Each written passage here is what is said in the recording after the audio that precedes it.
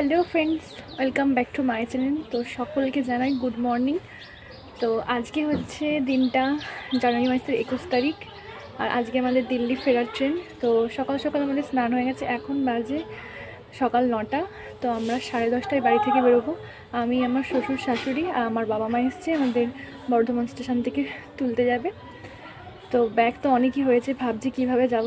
আর যতবারই যাই ব্যাগ অনেক হয়, তো 3 জনা যাচ্ছি, 10টা ব্যাগ হয়ে গেছে আমাদের অলরেডি।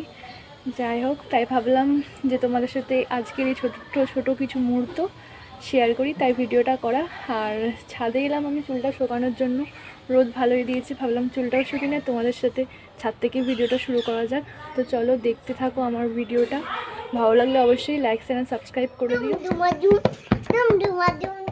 তোকে তো নিয়ে যাবো না, হাই করে দে, হাই বল। জেম্মারা বাড়ি চলে যাচ্ছে, দিল্লি চলে যাচ্ছে, বলে তো কে যাচ্ছে?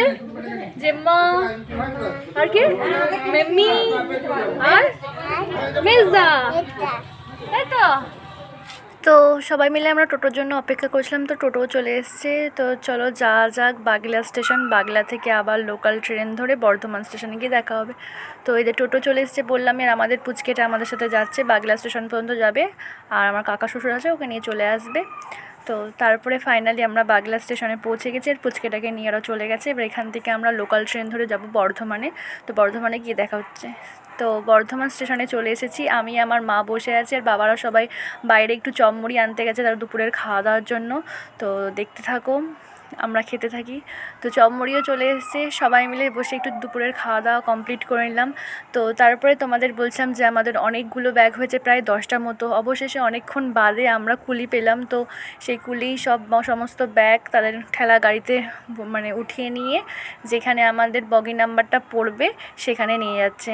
তো চলো তোমরাও আমার সাথে দেখতে থাকো, আর দেখতেই পাচ্ছ কতটা ব্যাগ হয়েছে, কতগুলো ব্যাগ হয়েছে। কুলি না করলে ব্যাগ কিভাবে যে তুলবো সেটাই মানে একটু টেনশানে ছিলাম। যাই হোক, তারপরে কিছুক্ষণের মধ্যেই আমার বান্ধবী খুকুমণি চলে এলো দেখা করতে, আর আধ ঘন্টা মতো বাকি ছিল। তো আধ ঘন্টা একটু গল্প করার পর ফাইনালি আমাদের ট্রেনে উঠেও পড়েছি আমরা, ট্রেন ছেড়ে দিয়েছে।